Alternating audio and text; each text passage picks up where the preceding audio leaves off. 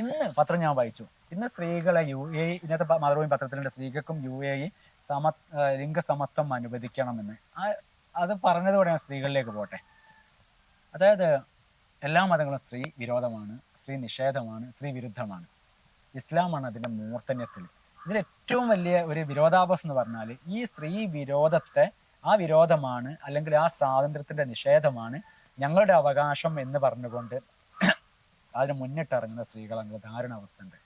ഇവിടെ ശബരിമല പ്രശ്നത്തിൽ ഞങ്ങൾക്ക് ശബരിമലയെ കയറണ്ട എന്ന് പറഞ്ഞുകൊണ്ട് മുന്നിൽ നിന്നത് ഇവിടുത്തെ സ്ത്രീകളാണ്.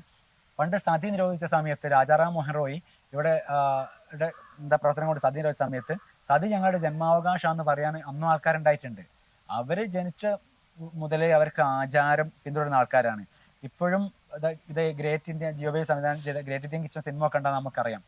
അതിൽ ഇപ്പോഴും കുറെ ആൾക്കാർ ഇപ്പോഴും കരുതുന്ന പറഞ്ഞാല് ഈ പെണ്ണുങ്ങൾ ഈ മാസമുറ മെൻസ്ട്രേഷൻ എന്താ പറഞ്ഞാൽ ഇപ്പോഴും ഒരു അശുദ്ധമായിട്ട് കാണുകയാണ്. ഇങ്ങനെ സംഭവം ഇല്ലെങ്കിൽ ഒരു തലമുറകൾ ഇവിടെ ഉണ്ടാവില്ലായിരുന്നല്ലോ. അപ്പം ഉടനീളം എല്ലാ മത ദൈവങ്ങൾക്കും സ്ത്രീകളെ ഇഷ്ടമല്ല, സ്ത്രീകളോട് താല്പര്യമില്ല. അവർക്ക് സ്ത്രീ നിഷേധം മാസമുറ പ്രശ്നമാണ്. മുസ്ലിങ്ങൾ നോക്കിയാൽ മാസമുറ സമയത്ത് ദൈവ ആരാധനകളൊന്നും പലതും ചെയ്യരുത്, നിസ്കരിക്കാൻ പാടില്ല. അതൊക്കെ അവർ ഇളവ് കൊടുക്കുക എന്നാ പറയുന്നതിൽ കൂടിയും ഇതൊന്നും ചെയ്യാൻ പാടില്ല. പിന്നെ ആരാധനകളൊക്കെ കയറുന്ന സ്ഥലത്ത് തന്നെ കയറാൻ പാടില്ല. അതേപോലെ തന്നെ ഈ സ്ത്രീ ഇപ്പം ശബരിമലയ്ക്ക് ഒരു സ്ത്രീ ഒരു സ്ഥലത്ത് നിന്ന് ഒരു വീട്ടിൽ നിന്ന് ആള് പോവുകയാണെങ്കിൽ ആ വീട്ടിലുള്ള ഈ മാസമുണ്ടായ സ്ത്രീ പിന്നെ മാറി താമസിക്കുക ചെയ്യുന്നത്. അങ്ങനെ എല്ലാ ദൈവങ്ങളും സ്ത്രീ വിരോധികളാണ്. ഞാൻ പറഞ്ഞു പറഞ്ഞാൽ ഇസ്ലാമിലെ സ്ത്രീ വിരുദ്ധം എന്ന് പറഞ്ഞാൽ സ്വത്തവകാശം സ്ത്രീക്ക് ഇസ്ലാമിൽ പാതിയേ ഉള്ളൂ.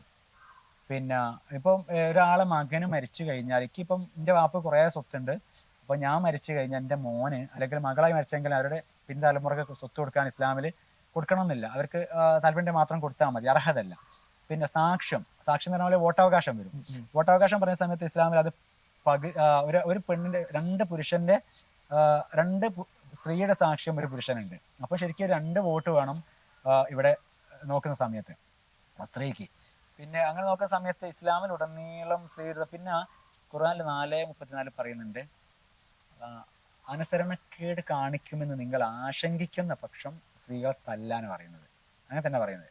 അനുസരണം എന്ന് പറഞ്ഞാൽ ഒരു അടിമത്താണ്. ഞാൻ നിങ്ങളെ അനുസരിച്ചിരിക്കണം എന്ന് പറഞ്ഞ ഒരു അടിമത്തല്ലേ?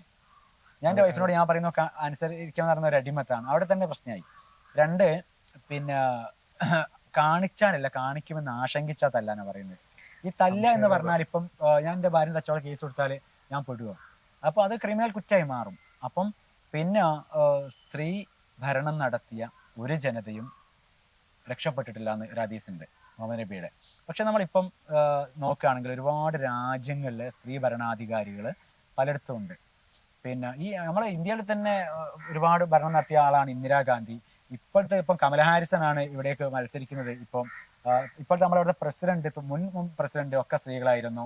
അങ്ങനെ നോക്കിയാൽ നോക്കട്ടെ, ജസ്റ്റ് ശൈലജ ടീച്ചറെ കാര്യം എടുക്കാം. നമ്മൾ ഇപ്പൊ നിപ്പ വന്നു, കോവിഡ് വന്നു, മഹാമാരികൾ പലതും വന്ന സമയത്ത് ഒരു പക്ഷെ ഒരു അന്നത്തെ മുഖ്യമന്ത്രിക്ക് പോലും കഴിയാത്തതായിരിക്കാം ആ ടീച്ചർ ചെയ്തു.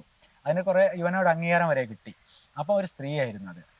പിന്നെ ഖുർആനിൽ പറഞ്ഞു പറഞ്ഞാൽ പുരുഷന്മാർക്ക് പ്രത്യേക പദവി നൽകിയിട്ടുണ്ട്. എന്തുകൊണ്ട് പറഞ്ഞാൽ വീട്ടിലെല്ലാ കാര്യങ്ങളും നോക്കേണ്ടതൊക്കെ സ്ത്രീകളാണ്, പുരുഷന്മാരായതുകൊണ്ടാണ് പറയുന്നത്. നമ്മൾ ഇപ്പം പല വീടുകളിലും നമുക്കറിയാം പുരുഷന്മാർ രോഗിയായിട്ട് കിടക്കുന്നതോ അല്ലെ മദ്യപിച്ച് വയ്ക്ക് പോകുന്ന, കുടുംബം നോക്കാത്തതുകൊണ്ട് സ്ത്രീകൾക്ക് ജോലിയുള്ളവരുണ്ട്.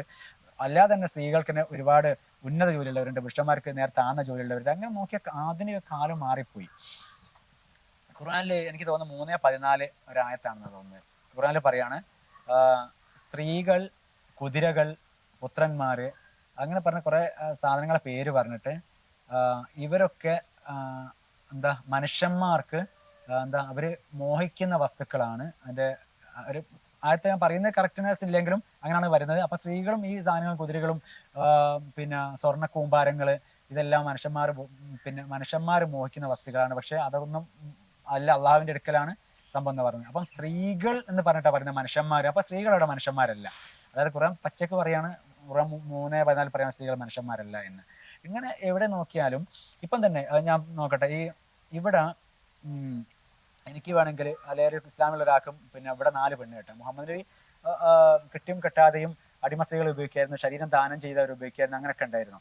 അപ്പം ഒരു നേതാവാണ് കാണിച്ചു കൊടുക്കേണ്ടത് എന്ത് ഇങ്ങനെയൊക്കെ ചെയ്യാം, അല്ലെ ഇതൊക്കെ നേതാവ് ആദ്യം കാര്യം കാണിച്ചു കൊടുക്കേണ്ടത്. പക്ഷേ മുഹമ്മദ് നബിയുടെ കാര്യത്തിലൊക്കെ മുഹമ്മദ് നബിക്ക് എത്രയും കെട്ടാം. ഈ അടുത്തൊരു മുല്യാർ വയത് പറയുന്നത് കേട്ടിട്ടുണ്ട്, ഒരു ഭാര്യയായിട്ട് ഒരാൾ നടന്നു പോവുകയാണ്, നബി ആവശ്യപ്പെടുകയാണ് അത് എന്താ അവിടെ നിന്നോട്ടെ എന്ന് ആവശ്യപ്പെട്ട അത് നബിക്ക് ഉള്ളതാണ് എന്നാ പറയുന്നത്. അവർക്ക് അനുവദിച്ചു പോയാണ്, അപ്പൊ ശരീരം ദാനം ചെയ്തവർക്ക് ആവശ്യപ്പെടാം. അതേപോലെ തന്നെ ഇസ്ലാമിലൊരു സ്ത്രീക്ക് ഒരു പുരുഷന് 4 പെണ്ണ് കെട്ടാം. ഇപ്പം ഒരാൾ ഒഴിവാക്കിയാലും 3 എണ്ണം നിർത്തി ഇങ്ങനെ മാറി മാറി കിട്ടുകയും ചെയ്യാം. പിന്നെ ഇനിയിപ്പോൾ മരിച്ചു പോയിട്ട് അവിടെ 72 ഹൂറികളുണ്ട്, 72 ഹൂറികളുണ്ട്, മദ്യപ്പുഴയുണ്ട്, കാര്യങ്ങളൊക്കെ ഉണ്ട്. പക്ഷെ ഒരു സ്ത്രീക്ക് എന്താ ഉള്ളത് ഇവിടെ? ഒരു പിന്നെ ഒന്നുമില്ല. ഈ പറഞ്ഞതൊക്കെ സാക്ഷ്യവും കാര്യങ്ങളും സ്വത്തൊക്കെ പകുതിയാണ്. ഇനിയിപ്പോൾ മരിച്ചു പോയിട്ട് അവിടെയോ എന്തെങ്കിലും ഒന്നുണ്ട് എന്ന് തെളിയിച്ചു തരികയാണ്. മരിച്ചു പോയിട്ട് അവിടെ എന്തെങ്കിലും ഹൂറമാരെ കിട്ടും. ഖുർആനിൽ പറയുന്ന മാറിടം തൊടുത്ത വിശാല നയനങ്ങളുള്ള സുന്ദരികളായ തരുണീമണികൾ ഉണ്ട് എന്ന് പല സ്ഥലത്ത് റഹ്മാൻ സുഹൃത്ത് വെച്ച് ഉടനെയുള്ളതാണ് പറയുന്നത്. ഓക്കെ, ഇതുപോലെ തന്നെ എന്താ ഒരു 6 പാക്ക് ഉള്ള നിങ്ങൾക്കും കിട്ടും 72 എന്ന് പറയട്ടെ. എന്നിട്ട് പറയുന്നത് പറഞ്ഞാൽ ഖുർആനിൽ ഒരു മുസ്ലിം വേദന പറഞ്ഞാൽ ആ ഹൂറികളുടെ റാണിയായിരിക്കുന്ന ആ സ്വർഗത്തിൽ ഇവരെ ഭാര്യ എന്നാണ് പറയുന്നത്. ഒരു പക്ഷേ തന്റെ ഭർത്താവ് ലേശം മദ്യപിക്കുന്ന ആളാണ്, ഒരുപക്ഷെ ലേശം മയക്കുമരുന്ന് ഉപയോഗിക്കുകയോ അങ്ങനത്തെ എന്തെങ്കിലും ദുശീലങ്ങൾ വരെ ചെയ്താലും അതുവരെ ഒരു ക്ഷമിച്ചു വന്നിരിക്കും. ആ ഭർത്താവിന് ഒരു അവിഹിത ബന്ധമുണ്ട് എന്ന് പറഞ്ഞാൽ ഒരു ഭാര്യ ക്ഷമിച്ച് വരില്ല. അതേ സ്ഥാനത്താണ് പറയുന്നത് നാളെ ഈ 72 ഹൂറികളുടെ ഇന്നെന്റെ ഭർത്താവിന്റെ അടുത്തേക്ക് ആരൊക്കെ പോകണം, നാളെ ആരൊക്കെ പോകണം എന്ന് കണക്കെടുക്കുന്ന എന്നിട്ട് മേശയ്ക്കിരുന്ന് കണക്കെടുക്കുന്ന റാണിയായി മാറും എന്ന് പറയുന്നത്. അവിടെ ഒരു സാധനം ഞാൻ കൂട്ടിച്ചേർക്കട്ടെ. ജസ്റ്റ് ഇപ്പോൾ ഒരാള് ദേഷ്യം കൊണ്ട് പറഞ്ഞു പോയി, നിന്നെ ഞാൻ 3 മൊഴിയും ചൊല്ലിയെന്ന് പറഞ്ഞു പോയി. ഇസ്ലാമിനെ സംബന്ധിച്ചിടത്തോളം എന്താ 3 പറഞ്ഞാൽ അത് 3 മൊഴിയും ചെല്ലിയ അവസ്ഥയിലെത്തി. ഒരാൾ ദേഷ്യം കൊണ്ടായിരിക്കും പറഞ്ഞത്. അപ്പം ഇത് ചെയ്ത് പറഞ്ഞാൽ അവിടെ പിന്നെ ഈ ഇതായി മൊഴി മൊഴി റെഡിയായി. അങ്ങനെ അയാളെ പിന്നെ ഇസ്ലാമിന്റെ വിധി പ്രകാരം അന്വേഷിക്കുന്ന സമയത്ത് അയാൾക്ക് തിരിച്ചെടുക്കണമെങ്കിൽ വേറൊരാളെ കെട്ടി ഒഴിവാക്കണം.